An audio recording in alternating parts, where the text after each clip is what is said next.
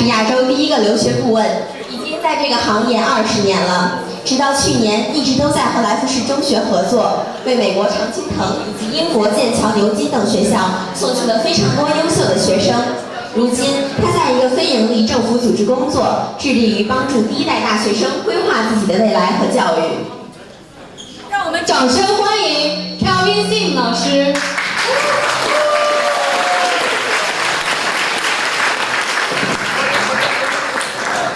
Hi, so I am incredibly jet lagged. I just got back from the US, so I hope to be lucid.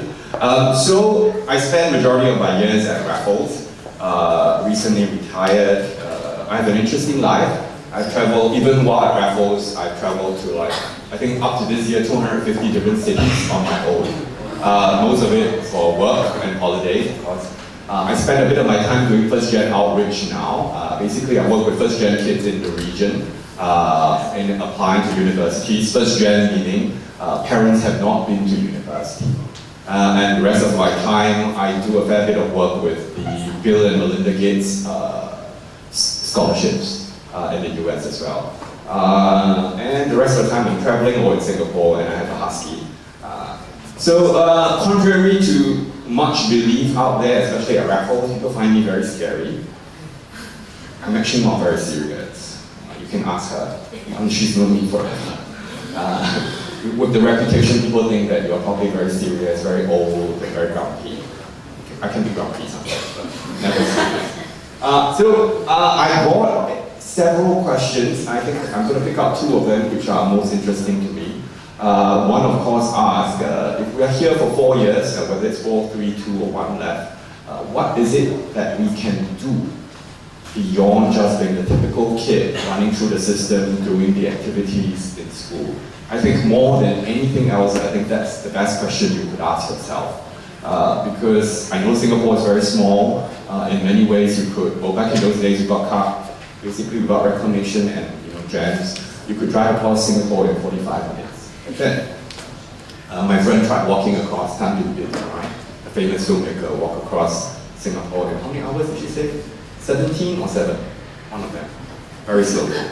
So it's a very small place and there might not be many opportunities, but there is sufficient. Singapore still has many things, and I think that if you look beyond the school and all the sanctioned activities where you feel that you're a bit cookie cutter, there's a fair bit of things to do. We've got kids who've gone out to make films. We've got kids who spend the past 4 years basically feeding wild dogs in Singapore. Can you imagine? There's wild dogs in Singapore. Most Singaporeans don't realize. You might think that what do these things aggregate up to? Will it get me to university? I don't think that that experience in Singapore should be particularly centered around getting admitted to Harvard. Just because you have, at Raffles you have so many IMO, right? IMO winners with gold medalists who get no schools. And then there are people, my favorite story is still, I think when was it? Was in NJC 14 years ago. We had a kid who came in, he's an SM1 kid. He came in November, before school closed, and he says, my teachers hate me, my roommates hate me, I have no CCA, I think everybody hates me, so I don't think I'm going to go to the US. Thankfully, he did his SATs. We sat down for 2 hours, I kind of grilled him, why people hate him. He even suspected the cleaner of the Hua Chong Dong hated him too. It was very funny. After the 2 hours, I'm like, oh, you don't have to apply to that in school. I think one should do. And his first question was, you see, now you hate me too. It was not the case. He was such an exceptionally brilliant kid that I suspected that the reason why he thinks everybody hates him, he can't have many friends because he operated at a different level. The kid went on to apply to 8 schools and got admitted to all 8 schools. So as much as there is a great belief that we all need to do X number of things and it should be technically, Olympic training, Chinese dance, become student council president, or some other president and all this talk about leadership, there is basically no pre-fabricated model that you should follow. Everybody should have very different interests. Like, I'm sure you all have heard of Wang Zhongyu, right? Him and his filmmaking. He asked me, it was very funny. First time when I met him when he was younger, It's like, do you like my films? I'm like, no, they're terrible, but keep doing it. Because that's the only way you can be better. And look at where he is today, right? So I often believe, unlike most people, that you should often be guided by your interests. And your interest should supersede everything else. You know, the kids at RI always get very offended when I say, why are all my Chinese kids in the school joining Chinese dance, Chinese debate, everything starting with Chinese? How I wish for that kid who would have the initiative to join Indian dance or Malay dance.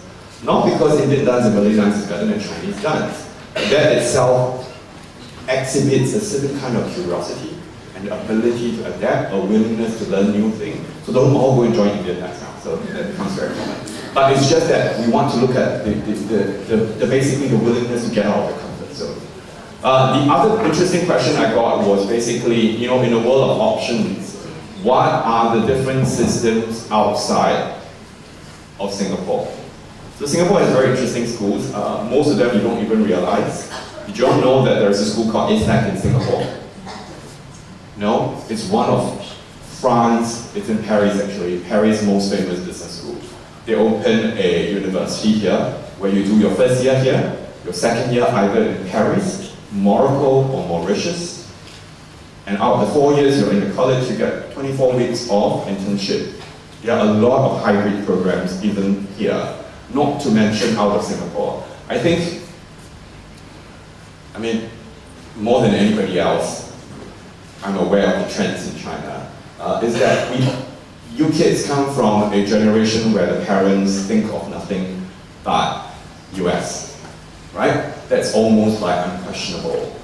Increasingly there is a UK focus, but beyond that, there's also, even in Germany, you can get one of the best mechanical engineering degrees from Karl-Benz University. You know where that word comes from? Mercedes-Benz. It's the founder of Mercedes-Benz. They have a university there, but they only have one degree, mechanical engineering, especially with interest and specialization in the automobile industry. There are great liberal arts programs in Amsterdam, in Tokyo, in Germany, and they're all taught in English as well. It's not that you have to pick up Japanese. If you have Japanese proficiency or other third language, it also opens doors to you. And then, you know, even in like Ireland, even in neighboring countries, unfortunately for you, you can't attend, but I recently was just at Kunshan, at the Kunshan Duke University. So I sat down with them and I went through the whole program. And you know, in many ways, it is an increasingly fascinating hybrid of universities out there. I would encourage you to think, what are the reasons should we or not stay in Singapore? There are many reasons to stay in Singapore. Status quo is part of it. They have good, it's safe, great institutions. But there is also another way of thinking, is that since you've gotten out of China, then shouldn't you just take one step further? It's also that. So I'm not going to talk more about the other questions they asked me. What's the average SAT you should get? As an Asian parent or Asian educator, I'll say higher the better. But SAT isn't everything. Do you have any interesting questions you'd like me to address? What? Any other questions? Come on. First rule, if you want to go abroad, you must be willing to stand up and ask a question. Hello. I'm a student from RI, and I'm currently wondering about the comparison between the importance between GPA and the exam, or the other things organization you have taken part in, which are relatively more important in applying for US university. Okay, so there's often the question, how does grades compare with standardized testing, compare with extracurricular activities? So the fact is, if you're applying for the top 30 school out of 4,000, everything matters. So, there's a question where, I'm very interesting, but I don't have good grades. Don't US value that? No, that's based on an assumption that everybody else with good grades is boring. And that's not true. So in the same way, you're going to talk about, I've got great SATs, but I have a D in GP so far. Would that be detrimental? Now, if you're applying to an incredibly competitive school, unfortunately, they get so many applications that that they need to have extra reasons to overlook your D over someone else who has A. There is no gainsaying that you definitely will be rejected. But if you have sufficient in other parts of your application, that might be the case. But it's just that it's so competitive in that sense. Yeah, understood. Thank you. Yeah, so just as a relative kind of comparison, you know, it's amazing how parents and Asian kids talk about, oh, UCLA, it's a safety school, right? Ranked 24, not very competitive. Do you know how many applicants they have? 110,000. Do you know how many they admit? About 15 or 17. Meaning more than 90,000 people are going to be rejected. Out of the people they admit, 92% are going to be Californians. And then about 8% are going to be international and Americans from other states. Oh, wow. Right? And people feel that, oh, you know, a school like Miami is ranked 47, not very competitive. I was just talking to the Miami dean. Do you know how many applications they got from China? Guess. 4,000. That's the size of your incoming class. I could fill the whole school with Chinese. I'm not going to get 4,000 Chinese. I probably won't even take like 20% because I can't have a school full of Chinese. Because there are too many Chinese, you wouldn't want to go, right? Because you're going there for American education.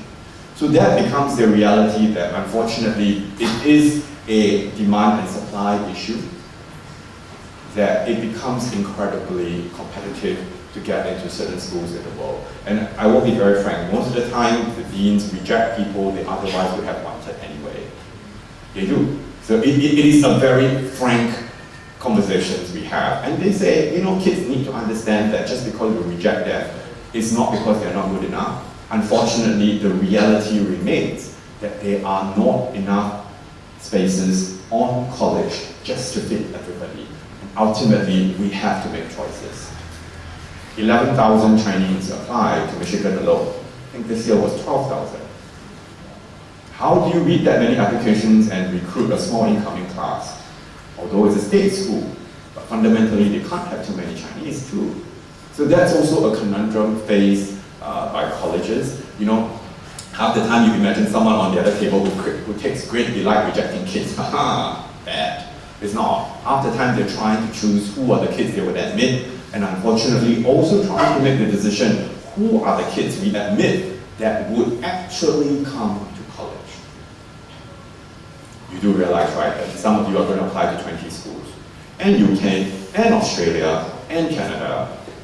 So that is also the conundrum they face on the other side of the table. So it's a very sobering process where, you know, this is like, I mean, this is a perennial problem we have in Singapore. I'm a counselor, I'm not a zhongjie. I'm more worried about my kids, you know, where they get into, what kind of school they're going to get into, are they going to adjust, are they going to like it there, will they eventually find a job? Most people are like, why don't I just apply to Harvard, Yale, Princeton, Stanford, MIT, just try. But you forget that in doing so, in applying for an REA school, you technically give up on an early decision application, which might just guarantee you an admit. Any other questions? None of these sobering questions. These are terrible. Yeah. Yes. I'm wondering about the gap year. Gap year is not encouraged in your situation because you already have a gap year after the A-levels. Americans finish school in June.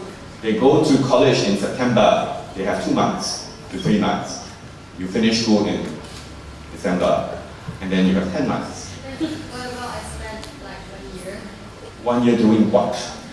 It doesn't improve your application in any way. Half the time we look at gap year applications, we kind of realize that kids just go and mark for SATs. Try to get better SATs. And Does they have like students that is spending time to travel around the world for gap year? yeah, you can. So basically most kids who do that get admitted and then tell them they want a 1 year gap. They allow that. So you get admitted first and And then you request for a deferment for 1 year. And most schools are fine with that. I mean, 10 months is not enough for traveling? Wow, you're worse than me. Any other interesting questions? Mr. Singh, sorry. Due to the time limit, we will not entertain another question. Okay, so if I'll just give you, if you want, do I flash my? You want to give them your phone number? Or WhatsApp or WeChat? WhatsApp? I would suggest you can WhatsApp me and take out my number. Just be very prudent with your questions. Don't ask me like, do you think 1540 is good enough? I can't answer questions like that. My number is, I'm generally very friendly, don't worry. I might just send you a picture of my dog as a reply. 9678 3661 96783661 96783661 So I'm going to pass over to my friend Christine. She's a poet, but she also taught in like Dunman, Raffles, and Victoria.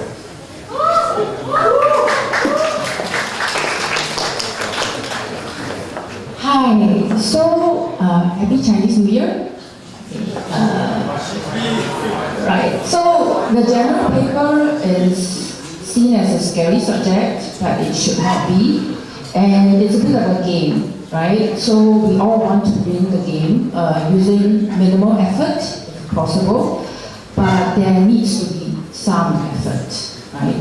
Because all the games that are worth winning, they are not easy games. So, and then the first question, I was given 5 questions. So first, word lists, are they useful? They are. But they need to be part of your regular curriculum. That means it must be words that you're using pretty often.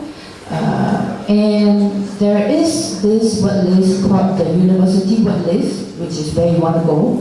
And it has about 800 words on it. And you can look it up. It's widely available on the web. But on top of that, you should add words that you are, specializing in, or certain subjects, because the subject combinations are different, and you really need to know the words used in your subject well. Okay, and of course, word lists are only one of the many tools that should be used. Just like memorization is quite popular, but memorization is only one tool. Enjoyment is a very important tool, so I will elaborate on some of the more enjoyable methods in the later questions rather than memorization. Although some of you enjoy memorization and spelling bees and all that, spelling bees can be quite enjoyable for the audience. Don't know whether you like spelling bees, but you can organize your own spelling bee maybe for fun. For beginners, it is recommended that you annotate the word list in your native language. For, I guess, nearly all of you, you should annotate the word list in Mandarin. And it is actually recommended. If your GP teacher says no, you don't have to listen to them. This is something that you can do privately and secretly, because the research shows that it actually helps you. But if you are a fairly advanced learner, then you don't need to. Remember, for beginners. Right. Okay, the next one. This is not a very popular piece of advice, but that's why I brought this book, right? You need to get enough sleep. And for the majority of you, you are not genetically unique. Okay, less than 0.001% of the world can function on less than 5 hours sleep. You are not among them, I guess. It's very, very rare. So because of that, you need to make sure you get enough sleep before and after the learning, right? You are easily bombarded with lots of reading materials. All the schools you are studying, they have packages, they show you clips, they have so much material. But if you are in a sleep-deprived state, you are not going to retain that information. So I want to do a very quick survey now. How many of you get 8 hours of sleep? Hands up. Okay, so these people are the people who actually have an advantage. They have a 20% learning advantage. over the rest of it because most 20 to 40%.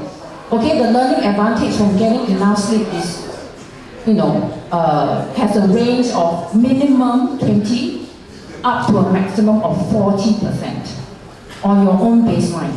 Okay, so, yes, university admissions is a very competitive game, but you're also competing against yourself. You're trying to make yourself better, right? First and foremost. So you cannot control how much the other person improves, but you can control how much you improve. Do we agree on that? Right? So the first thing you need to do is you need to make sure you get enough sleep before and in the 24 period after learning. So I highly recommend this book. I'm going to return this book and it's available from the National Library branches. You can also buy it as a Kindle book if you prefer. And I've read the whole book and I've doctored many of the pages because the information and the research is so compelling. And I've only extracted a bit of the information that is directly relevant to you, but it's also relevant for good health, prevention of dementia. I hope all of you are anxious to prevent dementia. Never too early to start. And also for weight control. Okay, everybody who wants to be slim after Chinese New Year, please get more sleep. Okay? So, what is weight control? That means making sure that you do not put on weight. Right? Okay. And it is, nature's natural sleeping remedy, getting enough sleep. Okay, next thing. Right, so some error in the numbering, but trust me, it's not 111, but anyway. The information is separate. Learn new words in thematic story-based clusters. So there are many word lists out there that are arranged according to, say, colors.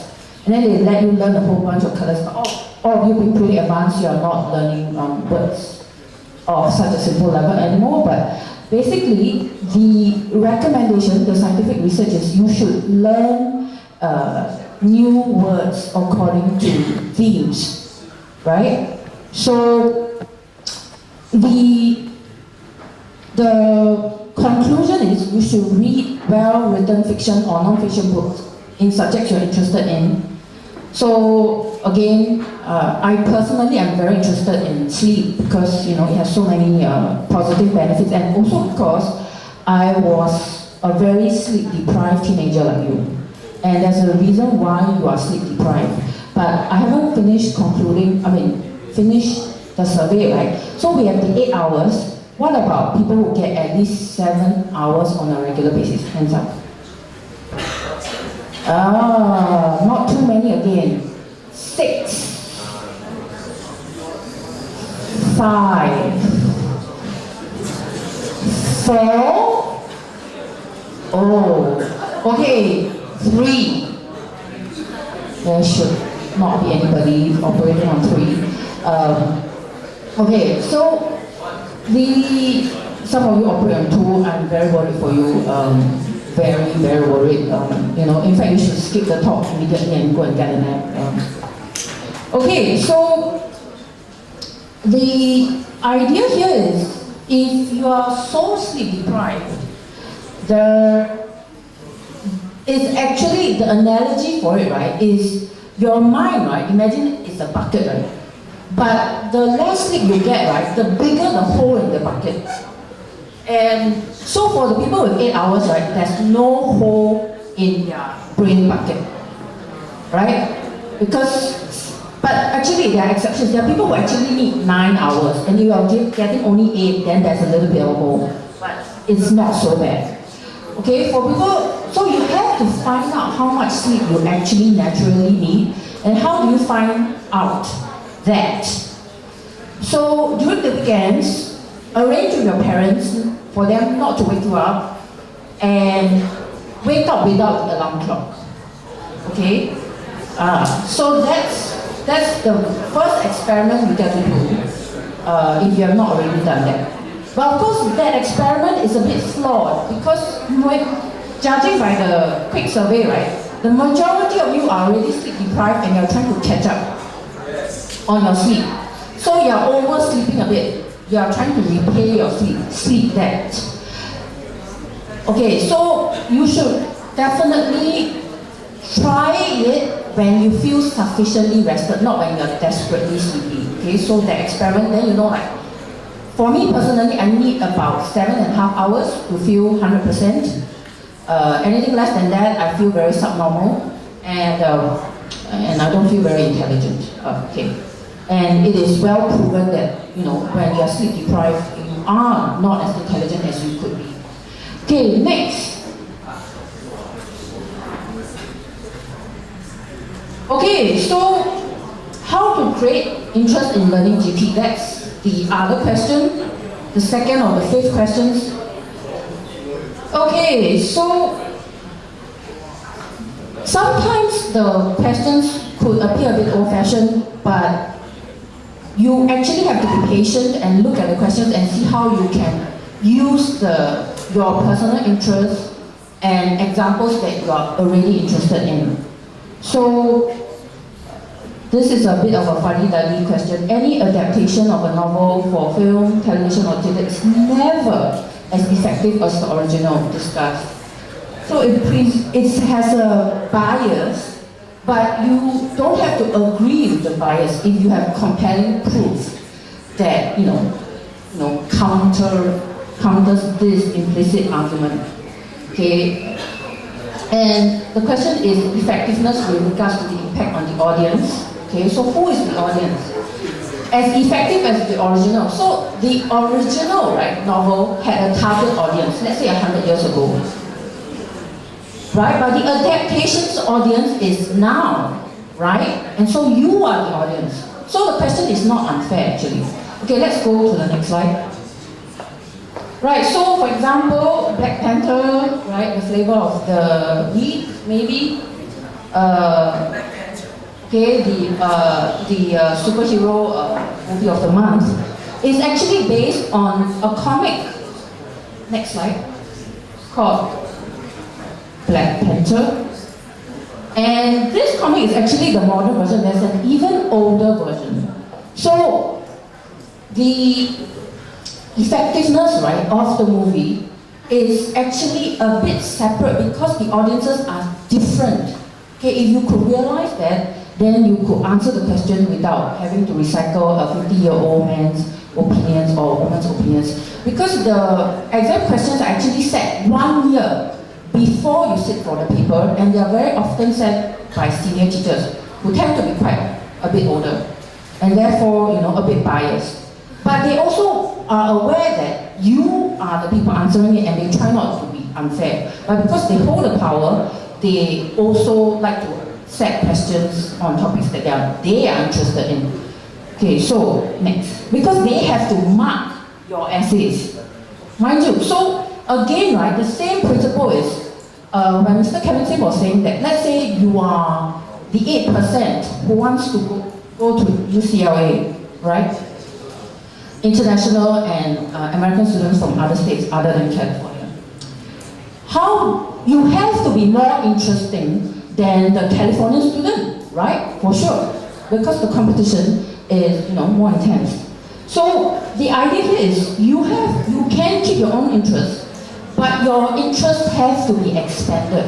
You have to see the brain naturally functions, right, with existing connections. All of you, unlike a baby, you have certain pre-programmed strengths already, right? So baby is close to a blank slate, not completely, and therefore they can learn any kind of languages with sufficient immersion and exposure, right? So for the majority of you, English is your second language, right? Perhaps. For me, my Mandarin is terrible because Mandarin is not my first language. I was not given sufficient exposure to Mandarin, for example, when I was growing up. But of course, if you, in Singapore, the idea is you can get access to many materials written in English, and also translated into Chinese. We will speak about translation later. It's recommended that you read some works translated from Mandarin into English as a supplement, right? Since you are able to read the original text in Mandarin, you should also read the text in English if it's a text you love, for example. So, see, how you explain your interest? Let's say movies like Black Panther, for example. Why do they have so many black actors? It's because in many superhero movies, black actors are underrepresented. So it's a phenomenon